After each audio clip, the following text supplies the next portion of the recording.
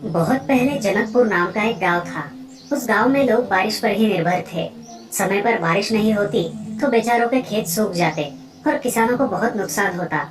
उस गांव में दो झील पास पास ही थी। उसमें से एक झील को अपना कहकर उस गांव का जमींदार सम्मान सिंह एक बूंद भी लोगों को नहीं लेने देता था। इतना ही नहीं, वो पास वाले वाटर पंप का पानी भी अपने झील में खींच लेता था, जिससे बाकी गांव वाले और किसान उस झील के पानी से वंचित रहते थे। इस तरह वो गांव वाले बुरे हालातों में जी रहे थे। ये सम्मान सिंह का जुल्म बढ़ता ही जा रहा है। क्या करे, कुछ समझ नहीं आता।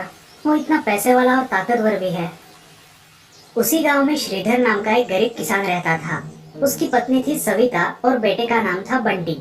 बंटी बहुत होशियार था। एक दिन बाहर अपनी माँ को लकड़ियाँ जलाने में दिक्कत हो रही देख बंटी ने एक लेंस का स्टैंड तैयार किया।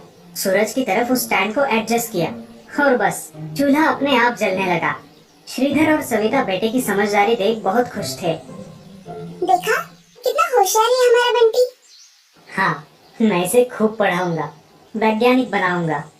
लेकिन ये पानी की समस्या हल नहीं होगी तो पता नहीं खेती बाड़ी कैसे होगी, और बंटी की पढ़ाई के लिए पैसे कैसे जुटाऊंगा। कुछ तो करना होगा। बहुत सोचने के बाद श्रीधर ने एक दिन दूसरे गांव वालों को बुलाकर पानी की समस्या पर इलाज करने की सोची। देखिए, अब उस जमींदार की दादागिरी हम सहन नहीं करेंगे। तो हम क्या करें श्रीधर भैया? इससे पहले कि वो जमींदार झील के पानी को पूरा खाली कर दे, हमें उस पानी से हमारे खेतों को सींचना होगा। लेकिन फिर हमें वाटर पंप खरीदना होगा, और इतने पैसे कहाँ से जुटाएंगे? वाटर पंप तो लेना ही होगा, चाहे उसके लिए हमें खुद को गिरवी क्यों ना रखना पड़े, वरना अपना खेत बंजर भूमि हो जाएगा।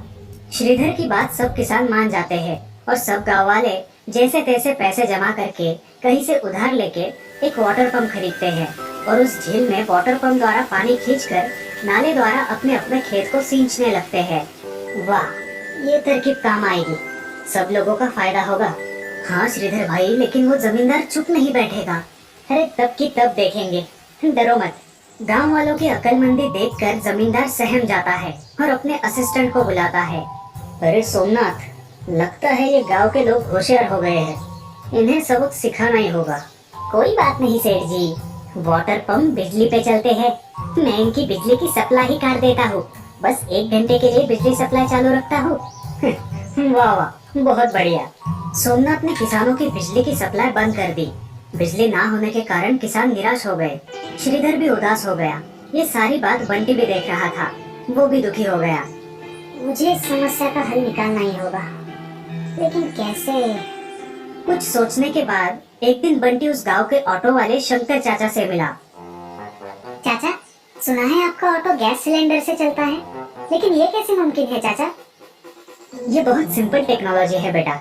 गैस से मोटर चलने के लिए ऑटो में एक छोटा सा कन्वर्टर होता है। उस परिवर्तित एनर्जी पर ऑटो आराम से चलता है और पॉल्यूशन भी नहीं होता। ओह, ये बात है। क्या आप मुझे ऐसा ही एक कन्वर्टर दिला सकते हैं? क्यों बेटा, तुम्हें क्यों चाहिए? बंटी शंकर को गांव के किसानों की समस्या बताता है। वो सुनकर शंकर को बड़ा दुख होता है। बड़ा स्वार्थी है वो जमींदार, लेकिन मैं तुम्हारी मदद करूंगा। कुछ दिनों बाद शंकर चाचा बंटी को एक कन्वर्टर लाके देते हैं।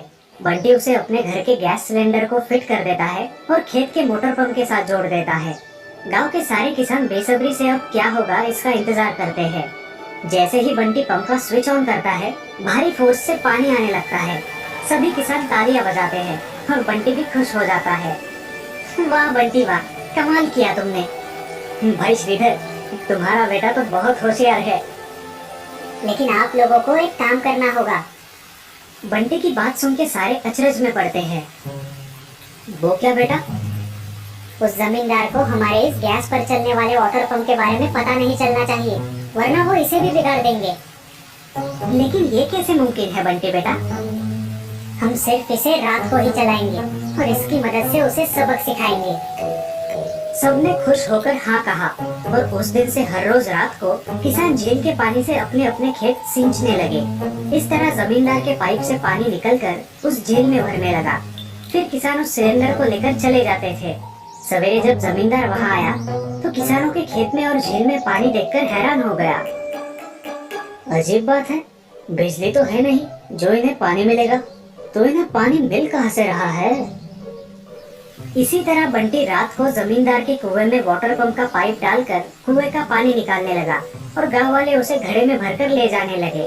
इस तरह उनकी पानी की समस्या दूर हुई और दूसरी तरफ जमींदार की झील सूख गई, घर का कुआं भी सूख गया। उसके घर पर तो नहाने के लिए भी पानी नहीं बचा। कुछ दिनों बाद जमींदार की फसल भी नहीं उगी तो उसका भारी नुकसान हुआ। बाकी किसान फसल उगाकर खुश थे। एक दिन जमींदार किसानों के पास आया। तो भाइयों, मैं आपसे हाथ जोड़ता हूँ, कृपा करके बताइए कि ये हो क्या रहा है। यूं ही चलता रहा तो मैं कंगाल हो जाऊंगा। मेरे घर में बर्तन मांजने के लिए भी पानी नहीं है। मैं सब जानता हूँ कि ये सब आप लोग ही कर रहे हैं, मुझे माफ कर दीजिए। देखा जमींदार जी, लालच बुरी बला है। ये सब हम पढ़ते हैं, सुनते हैं, पर स्वार्थी होकर सब कुछ आप अपने लिए ही रखकर दूसरों को तकलीफ दे रहे थे। पर आप भूल गए, आप अकेले हैं और हम सब 100 हैं। कम से कम आप तो सुधर जाइए, तभी हम आपकी मदद करेंगे। सब किसानों ने तालियां बजाई और जमींदार का सिर शर्म से झुक गया। तो देखा दोस्तों, गांव वालों ने बंटी की होशियारी की मदद से लालची जमींदार को कैसे सबक सिखाया। हमेशा याद रखिए, मिलजुल कर हम किसी भी समस्या का हल निकाल सकते हैं।